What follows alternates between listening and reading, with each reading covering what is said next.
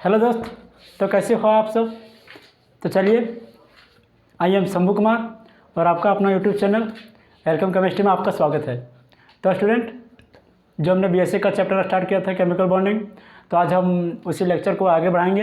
लेकिन हम ये बता देना चाहते हैं कि यदि आप इस चैनल पर नए होंगे तो चैनल को सब्सक्राइब कीजिए, लाइक कीजिए और देखिए, अच्छे से पढ़िए। तो चलिए हम बिना लेट किए हुए स्टार्ट करते हैं। तो पिछला क्लास में हमने लिमिटेशन ऑफ लेविस थ्योरी के बारे में बताया था। तो आज हम बताएंगे, जो आगे बताएंगे, और वीवीटी के बारे में बताएंगे। वीवीटी कहने का मतलब होता है कि वैलेंस बॉन्ड थ्योरी। तो स्टूडेंट, इसमें जो वैलेंस बॉन्ड थ्योरी का आने का सबसे मेन कारण हुआ कि जो लेविस थ्योरी था, लेविस ऑक्टेट रूल, वह उसी का लिमिटेशन को सुधार के लिए वैलेंस बॉन्ड थ्योरी को आना पड़ा। तो बस उसी का लिमिटेशन को हम सुधारेंगे और वैलेंस बॉन्ड थ्योरी को पढ़ेंगे। तो उसमें जो लिमिटेशन में वैलेंस बॉन्ड थ्योरी का लिमिटेशन था कि लेविस थ्योरी का जो लिमिटेशन था, तो उसमें जो मॉलिक्यूल जो एक दूसरे के साथ बनाता था, वह उसका ज्योमेट्री नहीं बना पाया, उसका बॉन्ड एंगल को बता नहीं पाया, उसका बॉन्ड एनर्जी को लेविस थ्योरी बता नहीं पाया लेविस भाई साहब। तो आज हम उसी का सुधार में पढ़ेंगे। तो चलिए, जो चैप्टर होगा आज का टॉपिक होगा वह होगा वैलेंस बॉन्ड थ्योरी।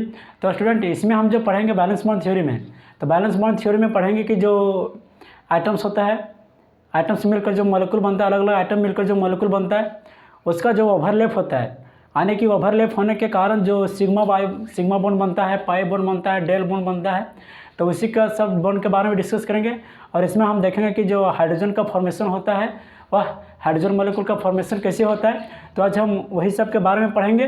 तो चलिए स्टार्ट करते हैं टॉपिक।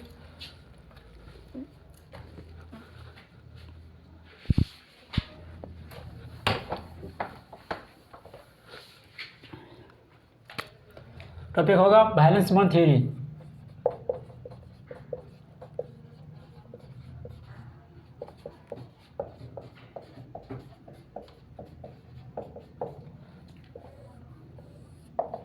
इसको शॉर्ट में वीवीटी के नाम से जाना गया।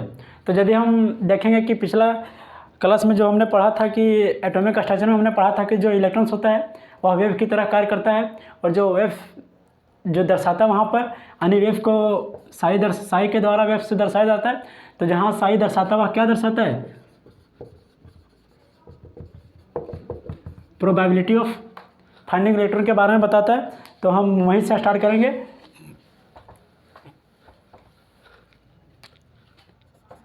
इसका लिख लेते हैं वैलेंस बॉन्ड थ्योरी का कुछ स्टेटमेंट, जो था कि modern theory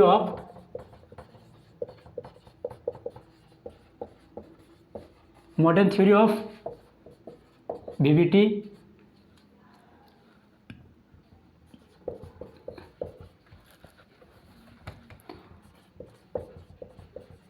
depend upon the wave function और फिर wave mechanism.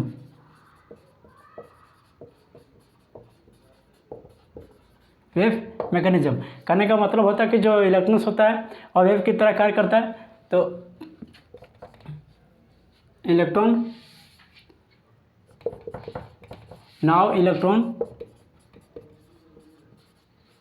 As a wave nature and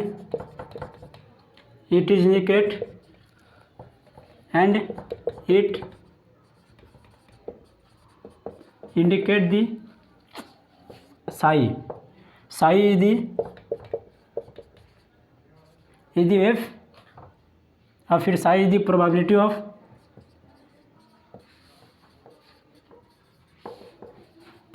of finding electron।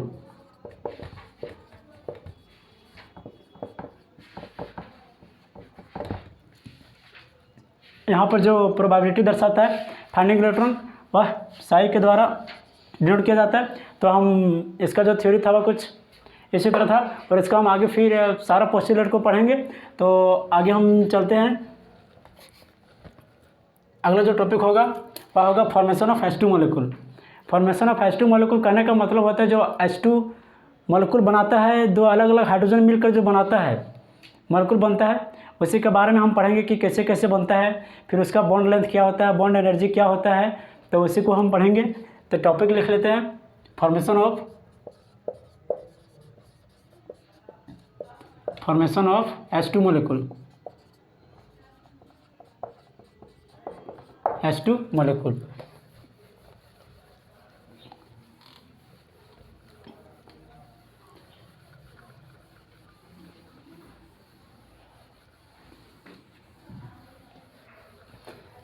यदि हम देखते तो यहाँ पर H2 कहने का मतलब होता है कि जो हाइड्रोजन है वह दो अलग अलग हाइड्रोजन है, यानी दोनों हाइड्रोजन को हम H ये और दूसरा हाइड्रोजन को हम HB से शो कर सकते हैं, यानी HA एंड HB का हम इसका अलग अलग नाम दे सकते हैं। तो यदि हम देखेंगे इसका फॉर्मेशन, तो यहाँ पर न्यूक्लियस होता है और इसका चारों ओर इलेक्ट्रॉन मूव करता है, न्यूक्लियस के चारों ओर। आइए ले लेते हैं दूसरा न्यूक्लियस।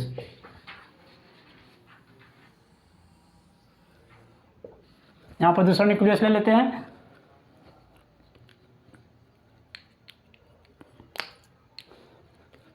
यहाँ पर इलेक्ट्रॉन ऑर्बिट में मूव करता है, इसका भी और इसका भी। तो इसका हम ले लेते हैं कि जो न्यूक्लियस होगा वह HA का न्यूक्लियस होगा और ये यहाँ पर जो न्यूक्लियस होगा वह HB का न्यूक्लियस होता है। हम जानते हैं कि जो न्यूक्लियस होता है वह पॉजिटिव चार्ज होता है न्यूक्लियस के अंदर, यानी न्यूक्लियस में पॉजिटिव चार्ज होता है, तो जिसमें न्यूट्रॉन्स एंड प्रोटॉन्स प्रेजेंट होता है। तो ये हो गया HA एंड ये हो गया HB। तो यदि हम एक दूसरे को मॉलिक्यूल बनाने के लिए सामने आना पड़ता है, जैसे हम H और H अलग अलग H के हम यदि हम मॉलिक्यूल में शो करते हैं तो जो दोनों बॉन्ड बनाएगा वह धीरे धीरे नज़दीक आएगा। तो एक समय ऐसा होगा जो कि हाइड्रोजन और जो दोनों हाइड्रोजन होगा वह एक फिक्स, यानी कि एक ऐसा डिस्टेंस होगा यहाँ पर जो कि ना तो हाइड्रोजन इसके साथ और अंदर जा सकता है फिर इसे और आ सकता है। तो इसी के बारे में हम देखेंगे कि एक ऐसा डिस्टेंस होगा जहाँ पर फिक्स होगा, उसका रेडियस भी फिक्स होगा, यानी वो जिसे बॉन्ड लेंथ के नाम से जानते हैं। तो उसी को हम आगे शो करेंगे। तो यहाँ जो इसका न्यूक्लियस होता है वाह, इसका इलेक्ट्रॉन को क्या करेगा, अपने ओर अट्रैक्ट करेगा, यानी इसको अट्रैक्शन लिख सकते हैं, अट्रैक्शन। और इसका जो इलेक्ट्रॉन होगा H ये का वह इसका और इसके ओर अट्रैक्शन करेगा, अट्रैक्शन। और यदि हम दोनों बीच के न्यूक्लियस को देखते हैं, HA एंड HB के न्यूक्लियस को देखेंगे तो क्या करेगा, दोनों में रिपल्सन क्रिएट होगा, रिपल्सन क्रिएट, दोनों में रिपल्सन क्रिएट होगा। तो यदि हम इसका देखते हैं कि जो दोनों कौन ऐसा स्थिति होता है जहाँ पर दोनों अट्रैक्शन होता है, रिपल्सन होता है। अच्छा, ये जो हमने बनाया है वह आप लगभग 9-10 में पढ़ चुके होंगे कि जो इलेक्ट्रॉन आपस में अट्रैक्शन नहीं करता है, जब भी करता है वह अपोजिट नेचर के साथ करता है। यदि पॉजिटिव है तो पॉजिटिव नेगेटिव के साथ और नेगेटिव पॉजिटिव के साथ करता है। यदि हम दोनों पॉजिटिव पॉजिटिव को मिलाएंगे तो रिपेल करेगा और दोनों नेगेटिव नेगेटिव को मिलाएंगे तो रिपेल करेगा। लेकिन जब हम बदलेंगे कि पॉजिटिव को नेगेटिव के साथ चेंज करेंगे तो वह अट्रैक्शन करेगा, नेगेटिव को पॉजिटिव के साथ करेंगे तो आपस में अट्रैक्शन करेगा। तो यदि हम लिखते हैं कि HA ले लेते हैं इधर और इधर यहाँ ले लेते हैं HB। तो यदि हम इसमें देखेंगे कि between the HA and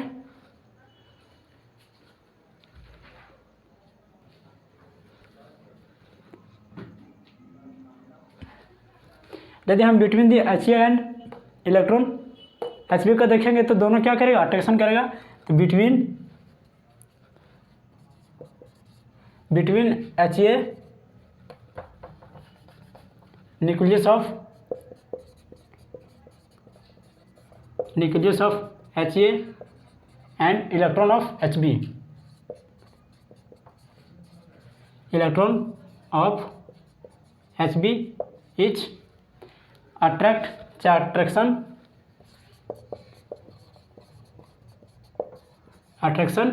to क्या करेगा, ईच अदर, यानी एक दूसरे के साथ अट्रैक्शन करेगा, attraction to each other.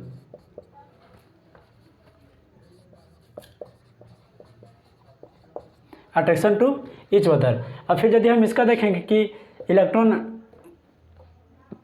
Electron He and Hb, तो यदि देखें कि between the electron He, electron of He and nucleus of Hb, nucleus of Hb each क्या करेगा, दोनों एक दूसरे के साथ अट्रैक्शन करेगा, Hb इच अट्रैक्शन। यदि हम इसमें देखेंगे Hb को यहाँ पर लिखते हैं, Hb को यदि हम यहाँ पर लिखेंगे तो आप देखते हैं कि Hb, तो जो Hb का इलेक्ट्रॉन एक दूसरे के साथ रिपेल का अट्रैक्शन करेगा, nucleus of He and Hb। तो चलिए देखते हैं कि इसमें जो nucleus of Hb and electron of He between the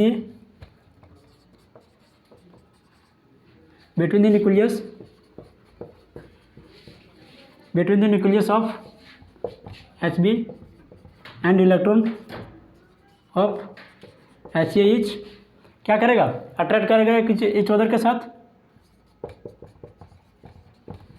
attract to each other. And यदि हम देखेंगे कि क्या दोनों जो न्यूक्लियस है He एंड Hb वह एक दूसरे के साथ अट्रैक्शन किया, नहीं किया, क्या किया, दोनों एक दूसरे के साथ रिपल्सन करेगा। तो nucleus of He, nucleus of He and nucleus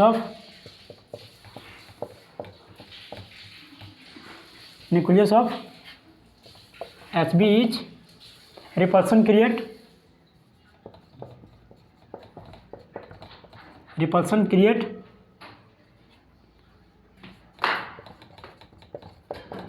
to each other.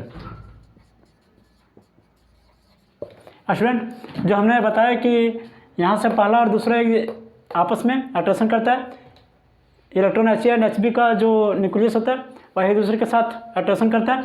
यदि हम दोनों न्यूक्लियस को He एंड Hb का न्यूक्लियस को मिलाएंगे तो दोनों क्या करेगा, रिपल्सन क्रिएट करेगा। तो हम इतना जान चुके कि जो मॉलिक्यूल बनेगा उसके लिए जब भी बनना पड़ेगा तो उसके लिए एक अपोजिट दोनों का नेचर होना चाहिए, एक पॉजिटिव और नेगेटिव के साथ होगा। तो यदि हम दोनों न्यूक्लियस के साथ करेंगे तो ये नहीं होगा।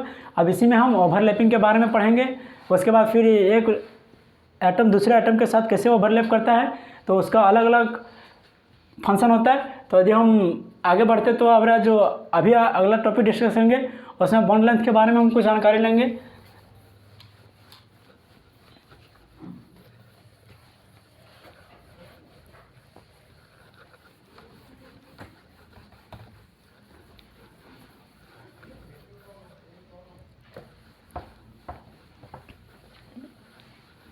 अगला यदि हम एक और ग्राफ बनाते हैं इसी का, एटम्स एक दूसरे के साथ जो फॉर्मेशन करता है तो उस ग्राफ को हम पोटेंशियल एनर्जी के द्वारा दर्शाएंगे।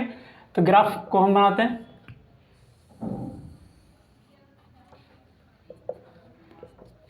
यहाँ पर होगा पोटेंशियल एनर्जी,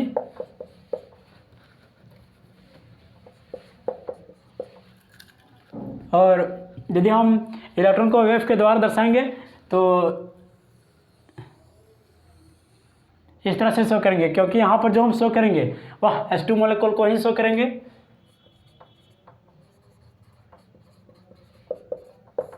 H2 मॉलिक्यूल को शो करेंगे। अब समझ लेते हैं कि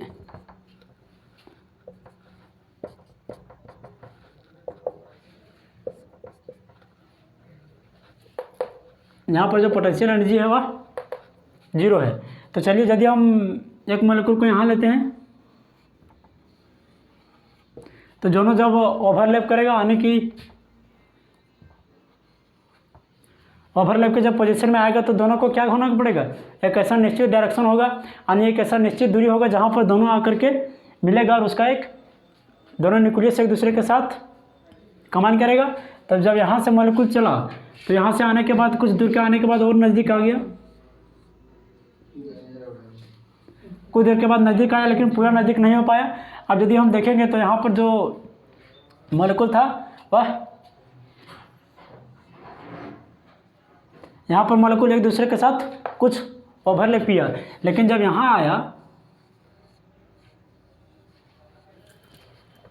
यहाँ पर जब मॉलिक्यूल आया तो एक दूसरे के साथ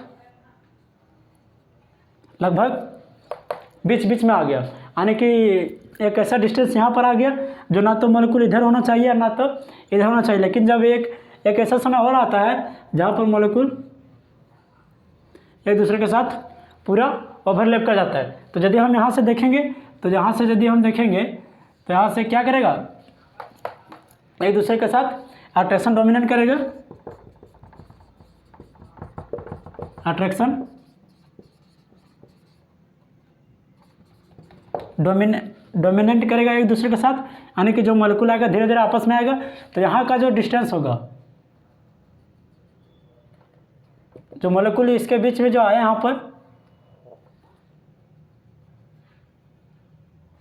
यहाँ पर जो मॉलिक्यूल आया उसका जो डायरेक्शन होगा ये फिक्स, और यहाँ का जो मॉलिक्यूल का डायरेक्शन था। तो यदि हम देखना चाहेंगे तो इसको हम बॉन्ड लेंथ के नाम से जानते हैं,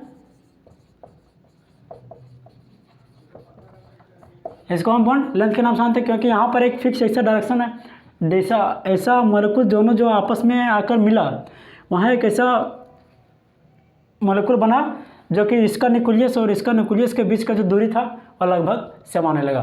तो यहाँ पर जो मॉलिक्यूल था वह आया। अब ग्राफ को तो समझ चुके हैं हम लोग। अब यदि हम इसको आगे बढ़ाएंगे तो लिख लेते हैं कि बॉन्ड लेंथ क्या होता है।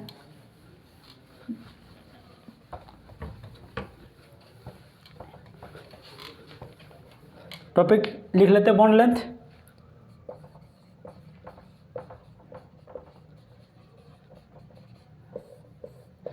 बॉन्ड लेंथ को यदि हम देखेंगे तो एक ऐसा कम से कम एक ऐसा डिस्टेंस जहाँ पर अट्रैक्शन और रिपल्सन आने दोनों बराबर हो जाए, तो bond length is defined as the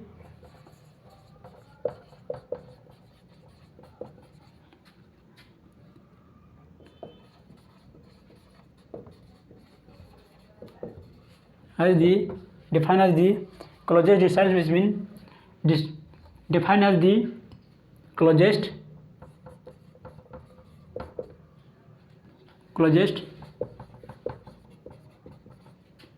distance between the two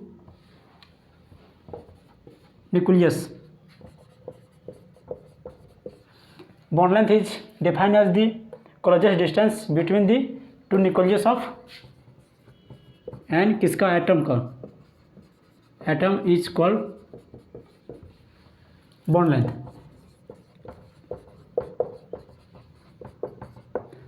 bond length को यदि हम अगला टॉपिक से डिफाइन करेंगे तो हम यहाँ लिख सकते हैं कि bond length attraction is equal to repulsion लिख सकते हैं। तो bond length is attraction is equal to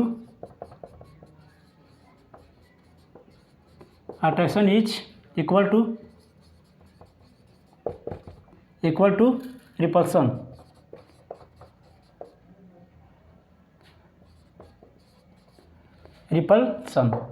तो इसको हम दर्शा सकते हैं कि अट्रैक्शन जो होता है वह इक्वल टू होता है किसका, रिपल्सन का। तो attraction is equal to repulsion, attraction is equal to repulsion. तो जो बॉन्ड लेंथ होता है वह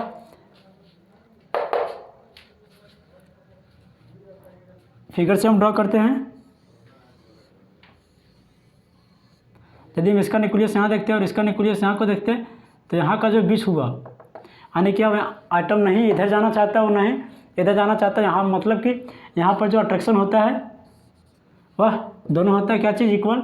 अट्रैक्शन इज इक्वल टू यहाँ पर रिपल्सन होता है। तो चलिए यहाँ पर हम बॉन्ड लेंथ को समझ गए। अब हम आगे देखते हैं कि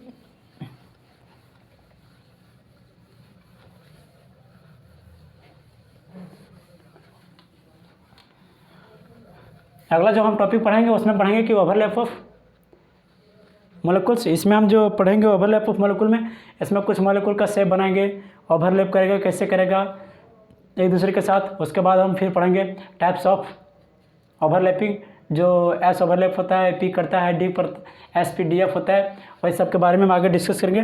तो चलिए आप देख लेते हैं कि concept of overlapping, concept of overlapping. Concept of overlapping में देखें कि जब ओवरलैपिंग तभी बन सकता है जब एक दूसरे के साथ इंटरमिक्स होगा, और फिर इंटरमिक्स वही ऑर्बिटल होगा जिसके पास अपना हाफ फील्ड होगा, हाफ फील्ड इलेक्ट्रॉन होगा। यानी कि एक कम से कम एक ओवरलैप होने के लिए कम से कम एक अनपेयर्ड इलेक्ट्रॉन का रहना जरूरी होता है। तो उसमें हम देखेंगे कि the intermixing of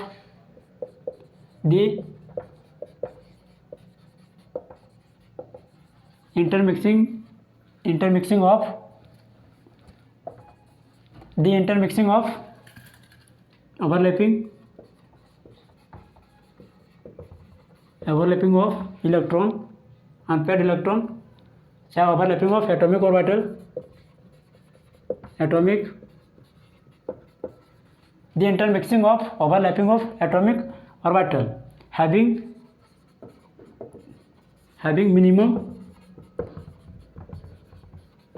minimum one unpaired electron, जिसे हम कॉन्सेप्ट ऑफ ओवरलैपिंग के नाम से जानते हैं। तो यदि हम आगे कुछ मॉलिक्यूल्स को लेते हैं ओवरलैपिंग के लिए, अच्छा एक और लिख लेते कि जी ओवरलैपिंग के लिए कम से कम एक इलेक्ट्रॉन, और ओवरलैपिंग में जो होता है वह एनर्जी लॉस होता है किसका, यानी आइडेंटिटी लॉस होता है नेचर का। तो the loss of identity of electron by the overlapping, the loss of nature identity of electron, the loss of identity of electron by the किसके दौरान, ओवरलैपिंग के द्वारा। चाहे फिर लिख सकते कि इलेक्ट्रॉन डरिंग दी ओवरलैपिंग, यानी कि ओवरलैपिंग के दौरान जो इलेक्ट्रॉन का आइडेंटिटी होता है उसका नेचर होता है और थोड़ा कम हो जाता है। तो चलिए हम आगे देखते हैं कि ओवरलैपिंग कुछ मॉलिक्यूल्स का करते हैं।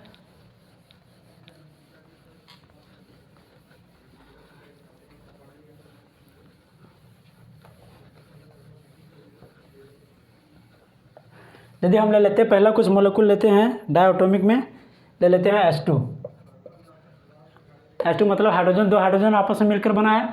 तो H2 का यदि हम इलेक्ट्रॉनिक कन्फिगरेशन करेंगे तो हो जाएगा 1s1, और यदि हम इसका करेंगे तो हो जाएगा 1s1। अब इसका हम यदि ऑर्बिटल्स बनाएंगे तो बनेगा 1s1 जहाँ पर एक इलेक्ट्रॉन होगा, और इसका भी 1s1 जहाँ पर एक इलेक्ट्रॉन होगा। तो दोनों जो करेगा आपस में ओवरलैप, और किसके दौरान करेगा, एस के साथ करेगा। इसमें जो शेप बनेगा इसका वह स्फेरिकल बनेगा। तो जब दोनों आपस में ओवरलैप करेगा वह कुछ इस प्रकार से करेगा, इस तरह से।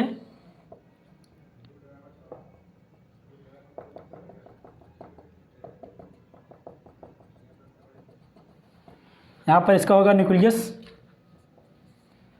यहाँ पर भी होगा इसका न्यूक्लियस।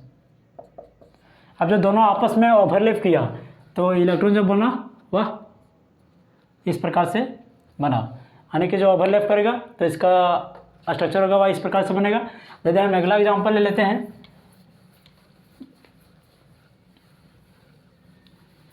ऑक्सीजन कर लेते हैं, O2 मॉलिक्यूल। सब हम आगे बताएंगे कि कैसे कैसे ओवरलैप करता है, लेकिन कुछ कंपाउंड्स के बारे में, ओवरलैपिंग के बारे में हम सीख लेते हैं ताकि हम अगला क्लास में हमें अच्छा समझ में आएगा आगे। तो देखते हैं कि यदि हम O2 का कन्फिगरेशन करते हैं तो इसका एटॉमिक नंबर कितना होता है, 6 होता है, यानी 1s2 2s2 2p4 हो जाता है। तो हम s को नहीं लेंगे, इसका बगल वाला लेंगे। यदि इसका भी करेंगे तो 6 हो जाएगा। 1 पहले इसका बना लेते हैं। 2s2 p में 3 घर बनेगा, 3 अन्य 3 ऑर्बिटल बनेगा। तो इसका इलेक्ट्रॉन फुल हुआ। अब जैसे बनेगा तो पहले किसके द्वारा बनेंगे, हुंस रूल के द्वारा भरेंगे। तो पहले इसमें भरेंगे, उसके बाद इसमें, इसके बाद इसमें और उसके बाद इसमें। 1 2 3 4 इलेक्ट्रॉन हो गया, यानी 2 अनपेयर्ड इलेक्ट्रॉन हो गया। तो इसका भी 2 अनपेयर्ड इलेक्ट्रॉन होगा।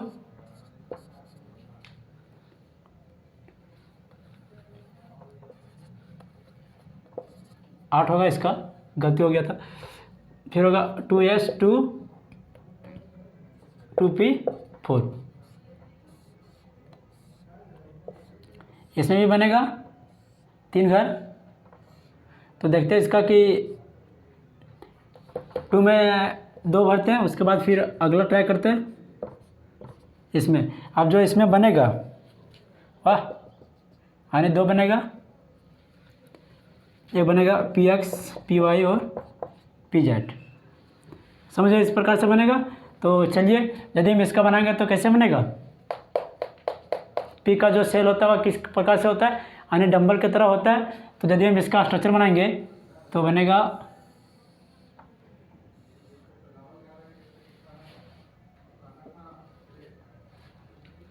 इसको हम z एक्सिस ले लेते हैं। यहाँ पर एक वो मोलिक्यूल है, तो इस प्रकार से बनेगा। और px py, फिर इसका देखते हैं अलग मोलिक्यूल के लिए।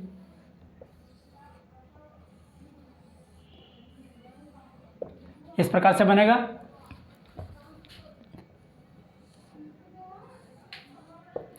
तो अब देखते हैं कि जो यहाँ पर इलेक्ट्रॉन होता है, तो एक इलेक्ट्रॉन हम इसमें यहाँ पर जो आपस में हेड टू हेड ओवरलैप करेगा, फिर दूसरा लेटरल ओवरलैप करेगा। तो इसमें जो हम करेंगे जेड एक्सिस में, तो पहला करेंगे एक, इसको हम pz लेते हैं, इसको भी हम pz लेते हैं, इसको px और इसको py लेते हैं, समझा।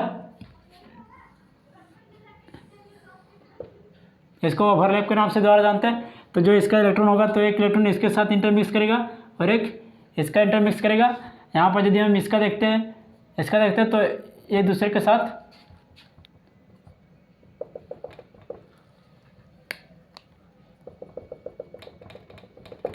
साथ इंटरमिक्स किया।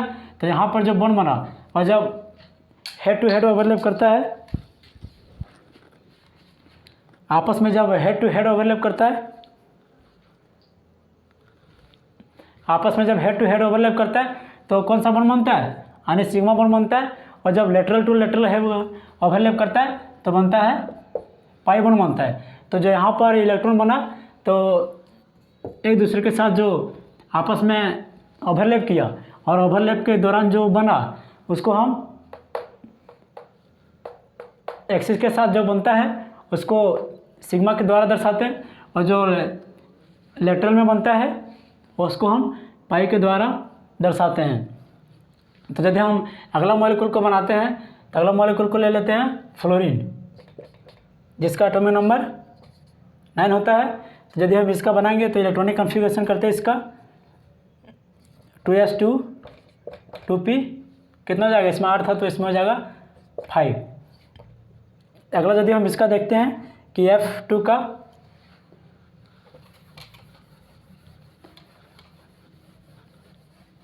चलो इसको ऊपर बनाते हैं।